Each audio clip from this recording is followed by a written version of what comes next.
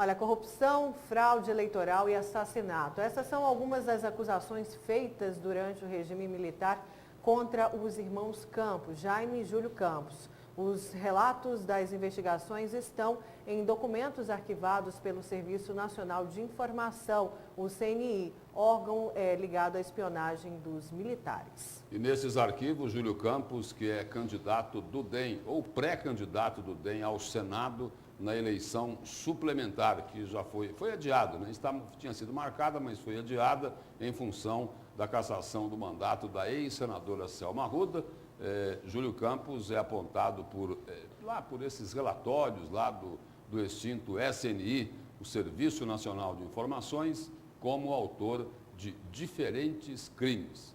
E agora nós conversamos aqui no Jornal do Meio-Dia. Júlio Campos está lá no estúdio paralelo. Boa tarde, ex-governador.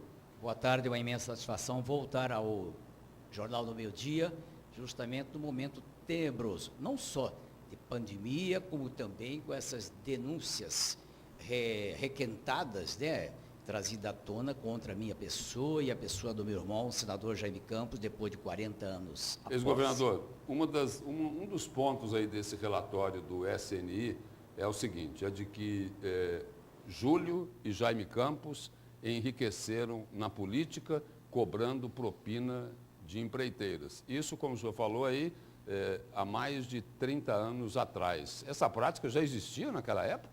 Nunca vi falar. No regime que eu trabalhei, quando fui governador, ainda existia o AI-5 e existia o Serviço Nacional de Informação rigorosamente patrulhando qualquer administrador público. Eu não acredito que esse cidadão, que era agente do SDI em Cuiabá e que mandava essas informações, foi tão desmoralizado que não aconteceu nada. Será possível que o Serviço Nacional de Informação, na época dirigida pelo general, primeiro João Figueiredo, depois general Otávio Medeiros, depois general Ivan Souza, tomaram conhecimento dessas barbaridades, dessas informações e não deram nenhuma providência legal? Naquele tempo, se isso fosse verdade, nós teríamos sido cassados o nosso mandato, nós teríamos tido nossos bens sequestrados, tudo mentira, tudo falso, tudo inveja. Não é possível que o SNI, que caçou tantos governadores, tantos deputados, tantos secretários de Estado, tantos prefeitos e vereadores, deixou Júlio e Jaime solto, a Deus dará, depois de tantas acusações. Pilhéria, mentira e safadeza de quem era representante do SDI em Cuiabá. Agora, ex-governador, o senhor acredita que esse resgate aí dos relatórios das investigações do SNI é alguma manobra política, por exemplo, dos seus adversários, agora que o senhor já é pré-candidato às eleições suplementares ao Senado?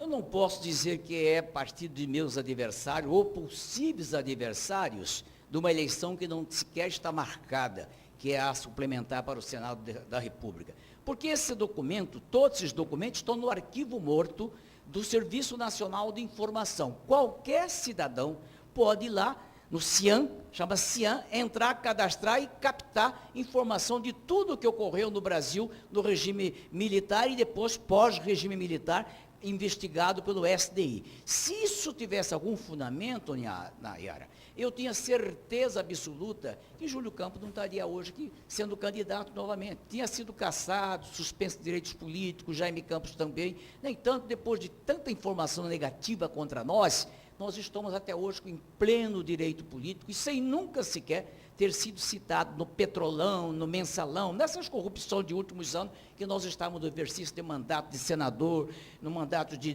deputado federal lá em Brasília, participando de tudo isso e nunca nosso nome foi citado.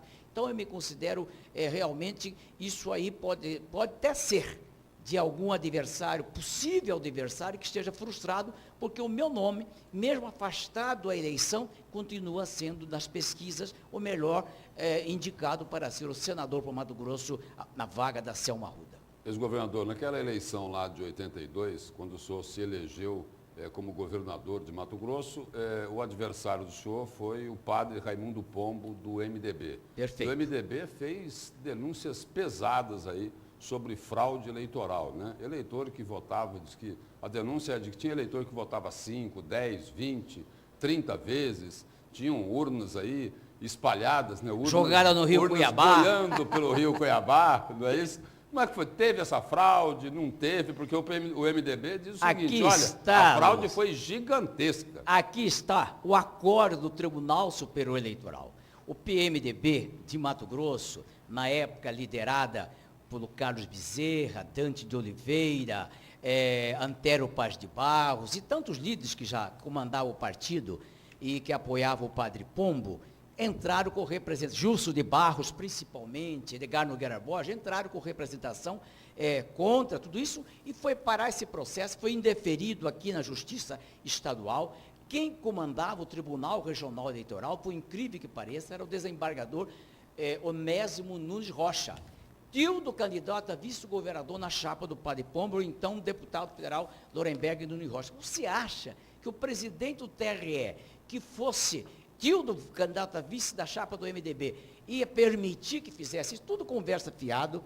Esse processo foi indeferido em Cuiabá, depois subiu para Brasília e foi indeferido pelo Egrégio Tribunal Superior Eleitoral no dia 15 de setembro de 1983. A eleição foi 15 de novembro de 82 e menos de um ano foi julgado, investigado pelo Ministério Público Federal Eleitoral e também pelo Supremo Tribunal. O presidente era o Soares Munhoz, o Décio Miranda foi o relator e o ministro Valim Teixeira era o representante do Ministério Público Federal no TSE.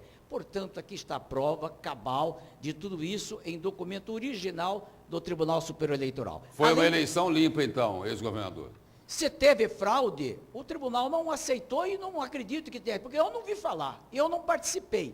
E, demais disso, foi uma eleição tão disputada, tão efervescente, que a diferença de voto foi de 15 mil votos, porque eu ganhei no interior, perdi aqui em Cuiabá por 3 mil e poucos votos e ganhei no restante do estado. Naquela época a eleição foi vinculada, Lúcio. O candidato a prefeito e a vereador do antigo PDS era obrigado a votar com o governador e o senador. Tanto é que a impugnação aqui também visava a anulação da eleição de Roberto Campos, baseado que ele era diplomata e que não tinha domicílio eleitoral em Cuiabá, que ele tinha que ter desincompatibilizado o cargo lá em Londres. E o tribunal também não acatou nada contra Roberto Campos. E nesse período, após isso, não conformado, disseram que eu tinha mandado, eu e o Jaime Campos, tinham mandado matar o tardo Celso Quintela, que foi candidato na sublegenda do MDB, junto com Sarita Baracate, para a Prefeitura de Vaza Grande.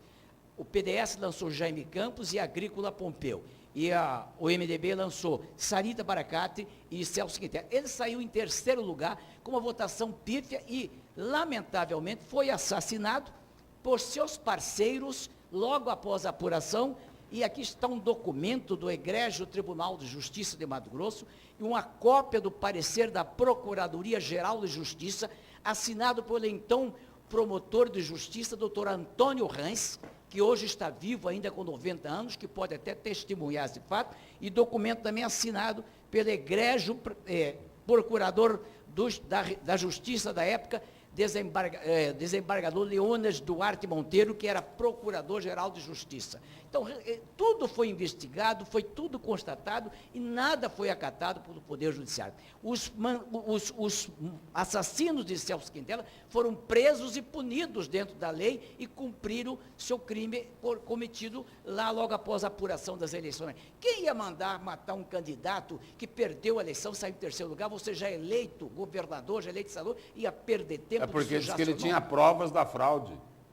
Hein? Porque diz que ele tinha provas da fraude. Conversa fiado, Lúcio. Quem conhece Júlio Campos, quem conhece Jaime Campos, sabe que nós temos nossos defeitos, mas temos grandes virtudes. Somos um homem de trabalho, de cabeça erguida, profundamente temente a Deus, religioso, não esconda a minha religião. Aqui está a nossa querida protetora, a Nossa Senhora Aparecida, um homem que crê em Deus, que acredita em Jesus Cristo e que confia na Virgem Maria, jamais faria atos desse tipo, como me acusaram também, Lúcia, aproveitando o embalo, de que eu tinha mandado assassinar gente em São Paulo. Aqui está a decisão, prescreveu por falta de prova e por falta de fundamentos legais. o juiz do o Superior Tribunal de Justiça agora mandou o Tribunal de São Paulo e encerrou qualquer ação contra Júlio Campos, porque ficou 11 anos sem nada que constatasse se era veracidade. Foi por falta de provas ou por prescrição em função do tempo do processo? Prescreveu porque o tribunal, o ministro